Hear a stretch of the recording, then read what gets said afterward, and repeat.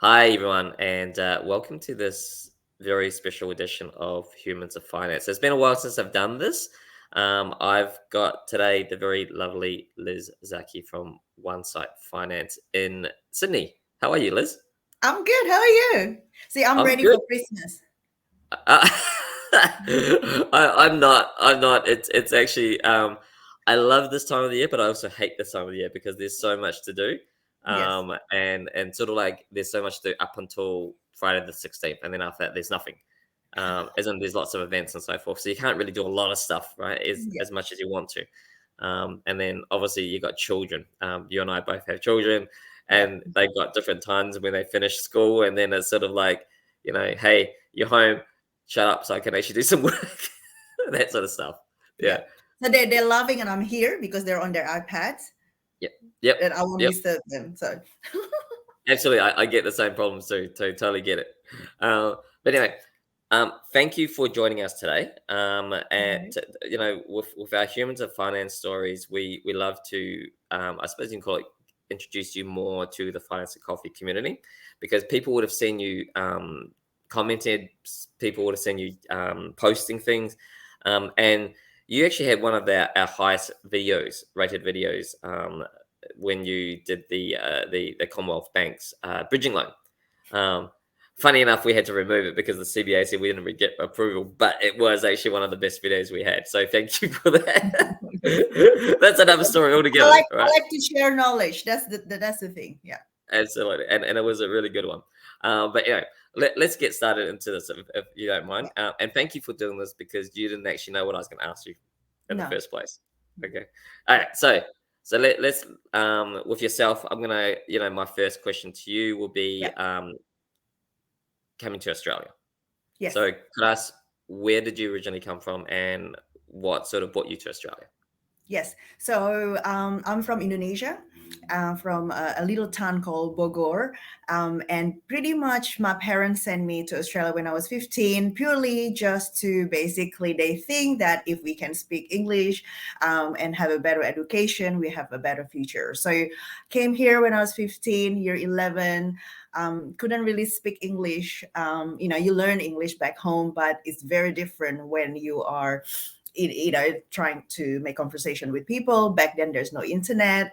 The dictionary is a paper book dictionary, so I struggled a lot. I came here and my parents didn't come here. They just put me in the aeroplane and pretty much stay in the boarding house. And I had, Wow, yeah, yeah, that's yeah. But hardcore. for me, it was Yeah. good though because I was like freedom. My parents were very strict, so I was like, yeah, freedom. Anyway, So I can imagine what our kids will be doing right now too. Like, but it was a struggle because I couldn't really understand. I was mute. So the only thing for me to communicate, because I play the piano, is I put my hand up to do musical stuff. That's how I communicate, because I was always afraid if I speak, people wouldn't understand. I'm embarrassed. But there's only one person that can make a difference and make you feel comfortable. And I want to mention it because in throughout my journey, even as to become a mortgage broker here, is only because someone sees something on me, and then that's basically helped me to further my career. So there's this lovely lady, my friend. She was a boarder from the farm called Madeline. She saw me like not speaking, and she came to me, and we're still friends until now. I saw her when I went to Perth, and she said to me, "Don't be afraid to speak. If you want, I can correct your English, and pretty much, that's how you learn." And then she said, "Do you mind if I do that?" And I said, "Oh no, yes, please." And because of her, it gave me the courage to speak. So that's how I learned. And then pretty much graduated from high school. I had to follow my older brother wherever he goes because it's only the two of us back then. My parents didn't trust me to be by myself. So, so he came to Australia, did medical school in Sydney. So I followed him and I did engineering. I didn't know what I wanted to do in life. I but always, can I just jump in there? And that's very yeah. typical Asian, isn't it? Is you're either a doctor or you're either an engineer. I think the third one's a lawyer. But Correct, yeah. But my parents actually always very open about things. They're both doctors. My brother is a doctor. I wanted to become a doctor, and my but dad actually said to me on my face, "You're not a doctor material. Find something else to do." And I went, "Okay, thanks." So then I didn't know what to do. I know that I need to find a subject that's good, that involve a lot of math, because it's easier than doing essays and other stuff. But deep down, I always feel like I love doing, like, helping people, and I want to pick something that's sort of meaningful in life that I can see the results. But I didn't really know what I wanted to do. So I did engineering because I thought, oh, it's a kind of a generic degree. I did it. But then when I finished engineering degree, I couldn't get a job. It was again another struggle. Couldn't get any job because every time I did interview, they actually told on my face that my English was not good enough. I had to maybe went to 50 interviews just to practice and practice, even though it's a job that I didn't want to do. I just practice to the point where I finally got my job at PricewaterhouseCoopers in IT. Again, I didn't do IT degree. By luck, someone saw something in me and basically said to me, "Okay, I think you can be a good fit." By then, I knew I have to turn my negative of not being having a perfect English to a positive experience, because by then I knew people always ask me, "What's your strength? What's your weaknesses?" And I knew I have to open up my interview in with that, to say I came to Australia when I was 15, no parents.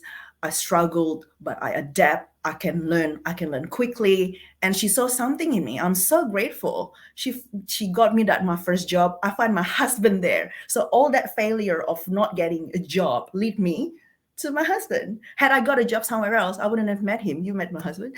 So He's a um really cool guy. yeah, you know what I mean? So then got the job in IT again, struggled again because I had to compete with people like him that did IT and I didn't do IT.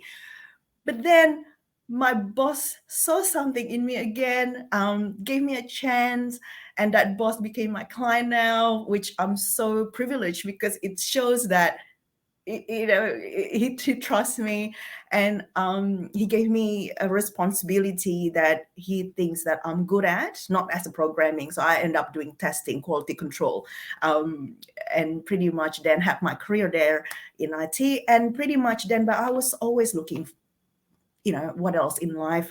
I like it, but I don't really like it that much, until one day I wanted to get a mortgage. That's it. So I was researching the mortgage, getting the right loan. I had meetings with ANZ, CBA, Westpac.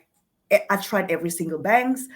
I tried different mortgage broker. I was really pain in the butt customer because I want to know everything. I want to know the comparison. I want the cheapest rate. And I found out this broker give cashback. I was horrible pretty much because I want to know all the research. But then I thought, I love this. I really love that. This is not that difficult. It's just algebra and it's good money management. It basically helped me to create wealth, and I fell in love with it. And that's it. I quit my job in IT and I studied, whatever diploma finance broking at that time, and that's it. I've started mortgage broking. And that and that's how you came into mortgage break. I just want to take a step back as well because your journey is actually very I think it's how do I put it? A lot of people look at the not so the overseas students, especially through high school. It's Yeah, not easy to fit in, and I yeah, remember that myself in a sense where I was not the overseas student, but then I saw other kids coming over, didn't learn English, um, and I just I suppose as a kid you don't actually I suppose empathize with a lot of the stuff that kid would be going through. So the yeah, fact that you went through all that, then going through job after job, getting rejected because of your English ability and so forth, right? What I suppose I want to get to the essence. What made you keep going? Because that that would have hurt a lot of people. I mean, it would definitely hurt. Like I don't know how I look right now, for example, and I go, I don't know how I'd go through as a first year, yeah, graduate looking for a job and getting rejected after rejection. Yeah. What was it that sort of kept you going? I want to find the it. I want to find a purpose, like a something that I can do. And I don't know. I guess my mom always said to me, never give up. And every single journey that um, you encounter is not a fail. You learn something from it. And I applied that when I start become a mortgage broker. Again, back then there's no such thing as mentor, so you kind of just navigate and trial and error, right?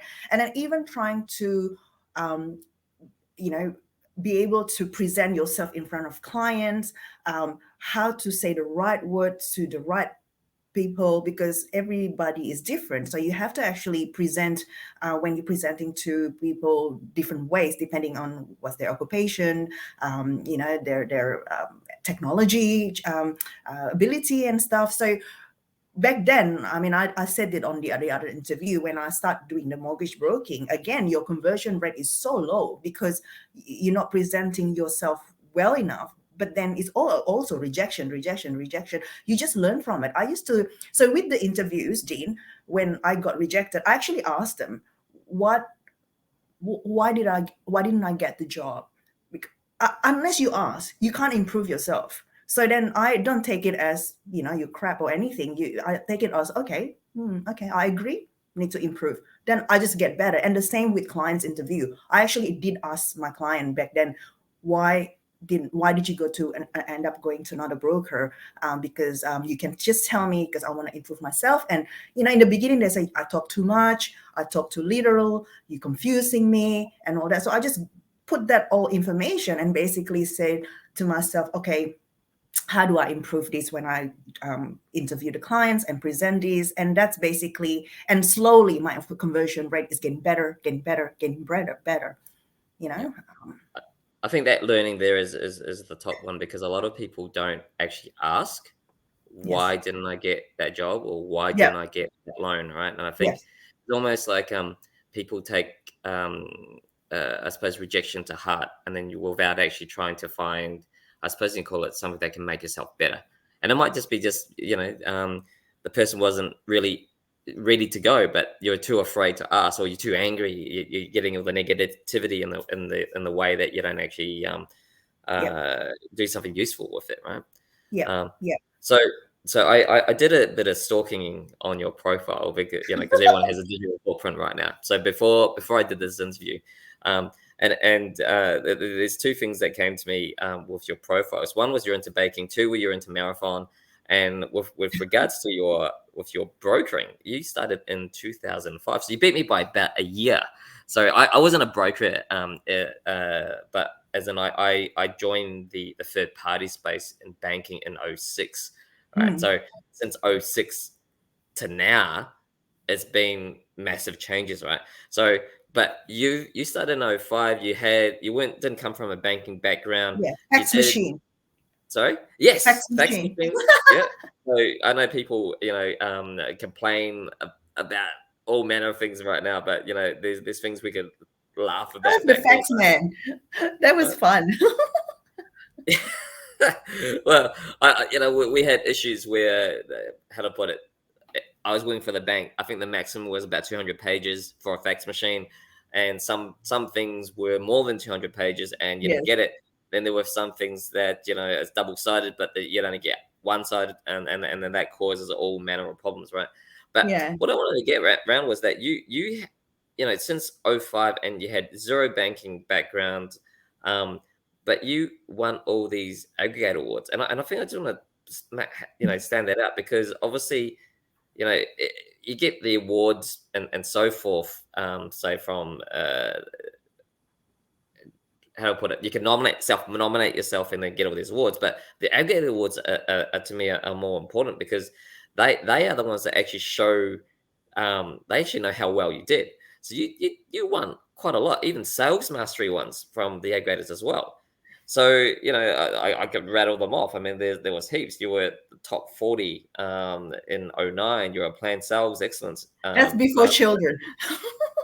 I was going to ask you that, because Yeah. because That was it was my almost massive deal for me. That was when I was pregnant.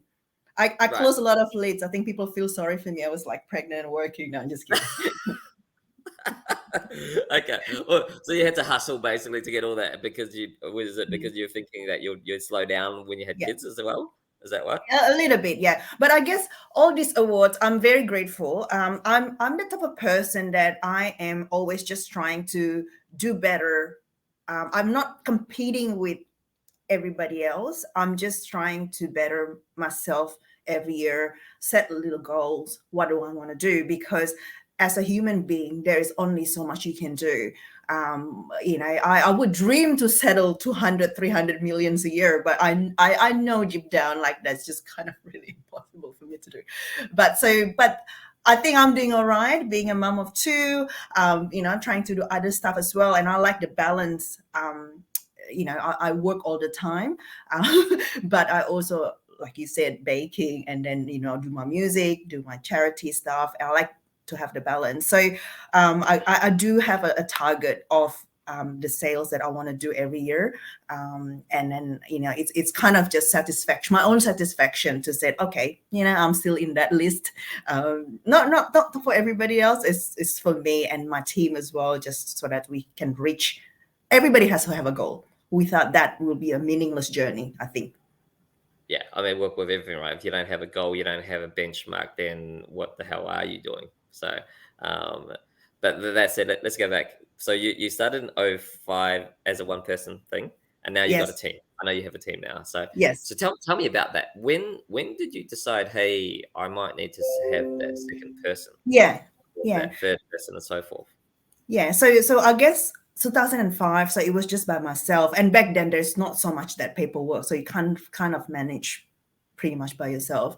I think once we started talking about having children, I thought, oh, how am I going to do this without any help, right?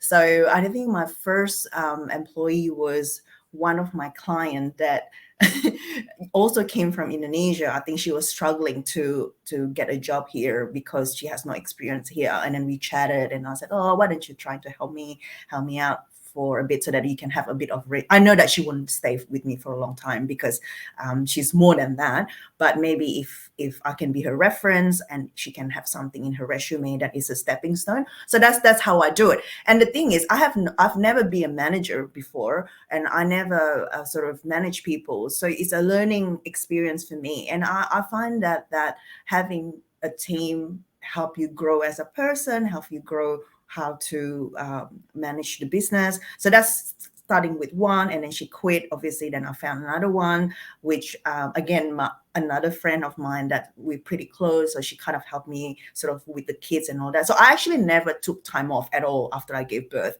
I pretty much went straight.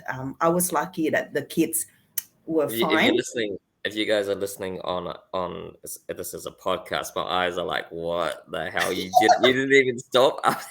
That's amazing.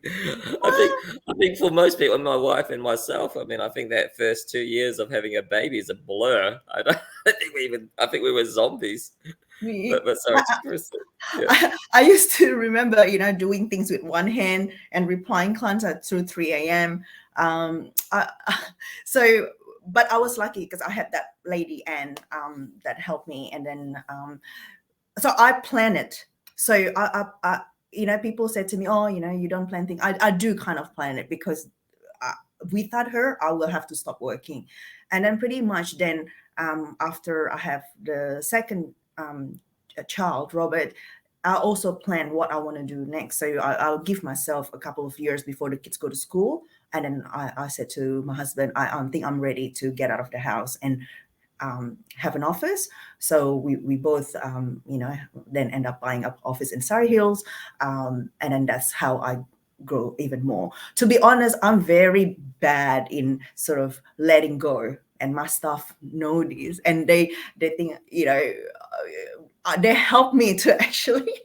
I think we've got the same problem. I letting go and actually trusting Yes. people to do a lot of things as well. So and yeah, so yeah, proceed because It, we've it got took the a same lot of problem. Yeah. Yeah, and then I'm so grateful with my team at the moment. We went out last night. It's a tradition that, at someone's birthday, we go out and everything. I'm truly grateful they can put up with me and then basically give me suggestion. I absolutely grateful because it makes work so fun. Like it can be a bit boring and stressful, but we're always trying to make a joke out of, the situation. And I don't feel lonely anymore because if I've got problems, I normally just have no one to talk to. But having a team is actually a chance for you to grow, and you doubt yourself to say, oh, I could do this better, or you invest in someone that your revenue is less and all that. But it's actually because of them we can actually write more, because you always have to make sure there's enough work for everybody. And then pretty much then yeah, so if someone wants to grow, I definitely would suggest get a team. That's awesome. So we're chatting now, and it's pretty much the end of the year, right? So when you Yeah. do your planning, is there a specific time of the year you do your planning, um or is it because some sort of event's going to happen, so you're going to plan probably 3 months, 6 months prior to that? So normally, during the year, it's very hard for me to plan anything because it's all like just right. But this time of the year, we're trying to take a couple of weeks off. That's when I Mm. do nothing. That's normally I probably think, what should I do next and everything. So we're trying at the moment. The goal is to better our system, because I think we can. It's not as efficient as we want to be. We have a great team at the moment. Everybody have sort of know what their task is going to be, but I think if we can cut down the processing time, and I'm very old school. I know there's so many technology out there. I just haven't put my head down and used them. That's one of the things that we really want to do next year, to basically trying to utilize more technology in order to help us, to be more efficient. Okay, that leads me pretty well into the what's changed, right? Because you and I have been both in the game since pretty much, you know, I wouldn't say day dot, but just Mm. as tech was going to come into play. Yep. So back then it was the emails was only just coming back then in terms of the work communications for a lot of bankers, because I think the Mm. CBA didn't even give emails out until 2005, to be honest, to most of their staff. Um, Facts. I Yeah, facts.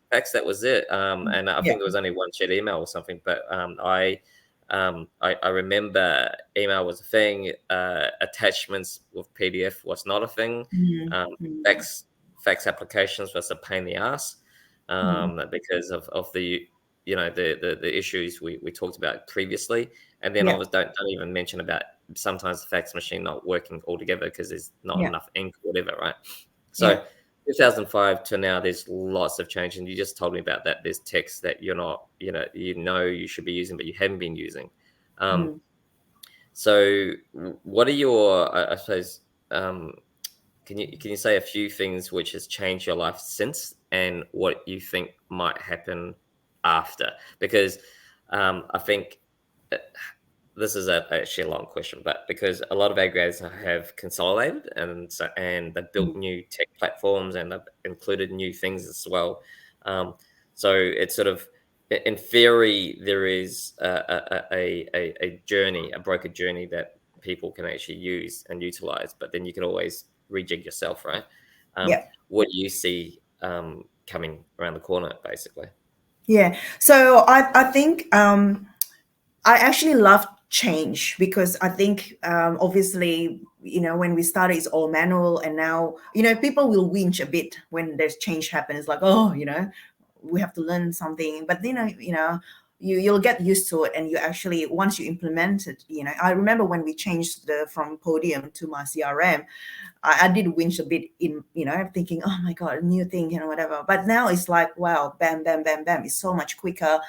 You get used to it. But I think if we can cut down this collection, document collection, that would make a lot of, make sense. Like, if the bank has the data with the open banking and everything, um, there's still a lot of manual collection of the documents. If everything can be sort of electronically checked and analyzed, that would make whole life easier. For example, at the moment, we're still collecting 3 month statement of everything, scrutinizing everything, while the bank, some of the banks that we don't want to see because we can see everything on the CCR. So I guess why can't we implement that as well? Yeah, Because some that clients, yeah, that'd be a yeah, compliance issue because I think that's more your aggregator requiring it. yes, yes, yes, Aggregator requiring it because they're afraid of other legal repercussions. yeah, So it's a yeah, yeah, bizarre thing, yeah. right? So Yeah. yeah, So I guess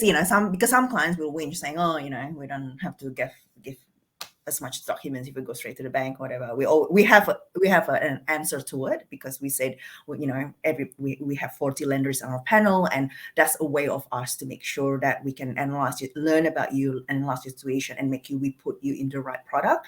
And then, yeah, but that's one thing. That bit takes a long time in my process, which I need to improve massively on, how to sort of collecting documents and analyzing it. I think there's tools out there which I haven't implemented, which I will. But I'm very happy the way we launched the deal, collecting the actual data and the apply online and everything. And at the moment, um, I'm loving that, the instant response from the bank and the DocuSign. Oh my God, I love it. Massive changes.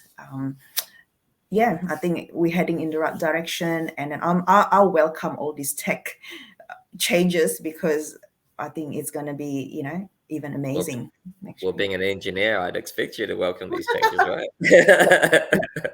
so, so it's one of those things where I think that tech should be embraced, and whether you like it or not, if you don't adopt it, someone else is going to.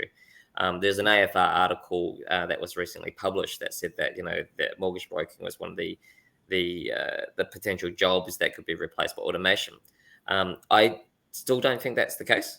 No. Everyone thinks that's the golden ticket, and every bank's trying to do that and spending millions and millions of dollars to get this journey, so that as you said, if the customer can go directly to a bank, why would they go to you to a broker? Because Because we if do the no way, because we do the strategy. I mean, if yeah, you just refinance one loan and nothing else, maybe you can go straight to the bank, right? But most of our clients that we help, the strategy, it comes from an advice. So we have to do the thinking and the calculation, the right structure, because people can't do it themselves. So I don't think it can be ever replaced. yeah, absolutely. I totally agree with you there as well. Because if how do I put it? Uh, at 70% of market share, Yeah. it just shows how strong that How the consumer crazy is trust rate that? is. Absolutely. Mm. So it's a great thing, right? So, but how do I say? I'm just being mindful in terms of time as well. So we're close to the 30-minute mark. Um, so we're sitting, like I keep on saying, we're sitting at the as we record this in 2022, which is pretty crazy. Mm. All these tech changes and so forth. That would you we used to be able to as a business, right? Your area where your office is and where your base, it would be almost like that's where you are able to get your clients. Did you find that was the case, or did you find that your clients were sitting in Jakarta and they were coming to Sydney, and then you're interviewing them, you're getting it done? But with tech, you can actually have clients And- from anywhere, like, mm, mm, mm. right? So Although I found that people around Surrey Hills still Google me, and I get quite a bit of leads in Surrey Hills. That this shows that although I get leads from everywhere, as well, people still have that wants that human interaction, or I'm close to that person, so if I need anything, I can just walk to Liz and ask her questions. I get that a lot with my clients around Surrey Hills. They basically just find me because I'm local. yeah. Yeah. But that's pretty awesome. That's what I actually wanted to hear, because the thought process for a lot of marketers is that you can market anywhere now, Yeah. rather than that your local LGA. But Yeah. there is still that human element that It's no still there. machine, nothing can take over, right? Yeah. So Yeah. and for those people who are shy, because I'm assuming that's what your personality was like when you first came to Australia. You were a shy person. Doing what we're doing, we can't be shy. We have to be out there. We put a face on, we smile, we chat, and we're gonna have a thick skin doing what we do, because rejection is part of the game. Yeah, but it's not rejection. It's improving yourself. Self Yes, development. yes. Well, it's sort of that's what I struggled with the most when I was first a BDM for a bank, because prior to that I was a creditor, so no one Yeah, saw me. You get a file, you assess a file, you approve a file, you decline a file. yeah, That was easy. But when mm. you actually have to go and meet brokers, be friends with brokers, because I'd knock on doors of brokers like yourself and go, hopefully you will like me enough to send me a deal rather than Bob at Oh no, is that how you MC. felt? I feel I like that did. with I BDM did. though. Yeah, Because most, yeah, if you kind of think about it, the way that what I had in me was is that I suppose there was a lot of self-doubt. There was a lot yes, of yes, yes. you know I would you've seen me in person. I'm about 4 foot tall, so I'm tiny. um so when the traditional, I suppose you can call it, view, well, I wouldn't say views, but I'd say that most BDMs back then were 6 foot talls. They look great in suits, and so forth. And here it is, little me knocking on people's doors, working Yeah, for a bank, which was, I mean, at the time I thought it was pretty big, but looking back now, we were like a second tier, not even 1% of the market. So knocking on the doors was hard. Going, hey, give us a go. Here's our niches and so forth. So yeah, yeah, so yeah. there were times where you doubt yourself. So Yeah, um, no, definitely. But I look at you now, and I know that you have to put yourself out there and everything. But I just want to have a special mention for BDMs. BDMs are our best friends. Pretty much every single broker should have like a really good relationship with BDMs. To be honest, without my BDMs, I will not survive. At the moment, especially, there's so many changes in the industry. My brain is dead. Like people always say to me, "Oh, you've been in the industry for so long, you know everything." I'm not. I just can't remember a lot of stuff these days because things are changing. So my BDMs are my life savior, and I just want to sort of have a special mention to thank our BDM is always so helpful, so supportive, and then pretty much help us when things go wrong, when things don't go wrong, put up with our a zillion questions. So yeah, just want to. oh. Oh my god, hey, what happened there? Uh,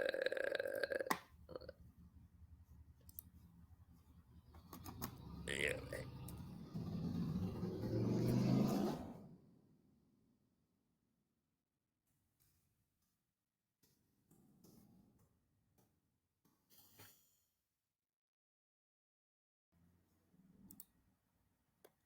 Stay tuned. We'll be back.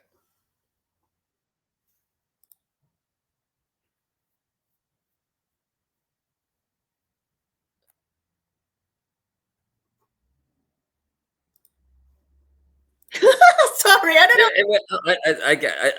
know. I didn't cut you off. It was very bizarre. I thought it was 30 minutes up. No, no, no, no. This is not Zoom, so we're still going. Okay, so we'll take a step back. Your BDMs. So Yes, you yes. so Yes, I just want basically, to have a big yeah. shout out to the BDMs because I don't know where things was when I don't know when we were cut off, but I just want to say that without the BDMs, I will not survive because they basically help us and support us answer all our zillion questions, silly or not silly. Because these days, to be honest, before I launch a deal, I ask a lot of questions. Can we do this? Can we do that? Sometimes multiple times, just to double check everything. Yeah, I just want to give a big shout out to our BDM to say thank you very much. And as a former BDM myself, I just like to say that there was one of the reasons why I clamped down on negativity with regards to BDMs, because I was one. Yes, I knew I yes, was in that shoe. I knew what it was like. yeah. I know that there It's was a some. tough job. It is, and there is some thought process where BDMs are just lazy, and that they'll say, "Hey, just send that deal, and we'll see how it goes." It doesn't work, mate, because at the end of the days, what most people don't understand is the BDM, the targets is actually around conversion rates too. You don't Yeah, get your bonuses if your conversion rate is completely shit, right? Yeah. Because where the management will view that from that BDM's perspective Mm. is that you've wasted the bank's time. So Mm. if your conversion rate is bad, then you're not going to get your bonus. If you don't make your targets, you'll probably lose your job. So Yeah. it is a very, very stressful job. Um, not Now, most people don't actually realize as well. Most BDMs look after probably 600 brokers. Yeah, exactly. Yeah, so we're, I'd say we, because I'm still using that frame, but most BDMs are required to meet at least 3 to 4 brokers per day, right? And then in between them, that's when they have time to reply your emails, reply to your phone calls, Yeah. and then they go home and they do the same thing. So there is some negativity. I understand that there is when you ask a question, you are important. I'm not saying that you're not, but BDMs also are under the pump, and they Yeah. want to have the best practice as well. So you give as best as you're good. So if you're nice, someone will be nice back to you. Correct. You need to, it's two-way street. You need to be supportive. And if, it's a survey, and all those things, you got to do it for them, because that's how they feel like they're valued. They know. And then I always, you need to basically let them know that, they've done a good job and all that. Absolutely, and it's also it's the don't be upset with the BDM if the organization they work for has let the process down. That's the other thing I just want to remind as well. No, Um, true.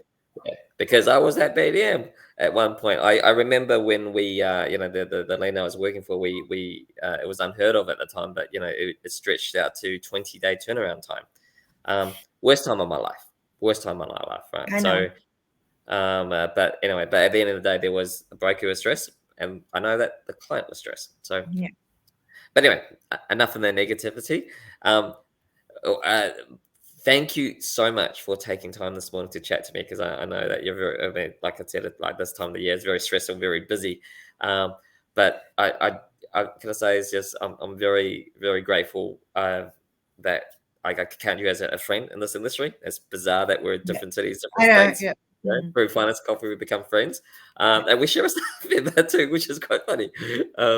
But no, thank you for your generous time in doing this. Very much Yeah. appreciated. Just two more sentences. Thank you, Jean, for creating that Finance and Coffee. I truly learned so much from it. I basically read that every day when I wake up in the morning. I read different posting and everything. You don't understand how much knowledge I actually learn from it. And sometimes when people put up, like a caution, like we do this, and just to remind people, thank you for those people that are posting, because it's not about negative bashing bank or whatever, but you save someone else's life. Because then you're like, okay, thank you for sharing, because then it reminds us not to do the same, or Yeah. thank you. And I think it goes back to where at the very beginning of the chat too, because where you were a shy person, you didn't want to talk Yeah, because you didn't want to be laughed at. But you can't learn unless you try, right? So exactly. so with Finance and Coffee right now, this year has been awesome in the sense that there was the ability to do anonymous posts. So you can actually ask a question without Without being, fear of being. without being judged. Yes, correct. Yeah. So there is obviously a lag with those ones because the admin team is to read it and go, hey, is this a valid post or Legit. not, right? Yeah. Yeah. Yeah. No, But that's the, good. the the key is that you can only learn if you're actually brave enough to ask. If you're not Yes, able to ask, then all you're doing is repeating the same mistakes, right? exactly. Yeah, and for someone like yourself, being in the game since '05 and still learning on our page is awesome. So thank you for that. Yes. Thank you for the shout Thank out. you. Okay. But apart from that, thank you so much for your time. And look forward to seeing you next year sometime. Yes, yes. Have a lovely holiday, and to everybody, have a safe holiday and be kind to everybody. And yeah, stay safe. I can't believe I still say safe. I still say stay safe. Well, it is. They call it the silly season for a reason, right? So I think it is very a valid thing as well. But thank you again for your time. Thank you. Bye. Bye. Okay. All right. Recording has ended.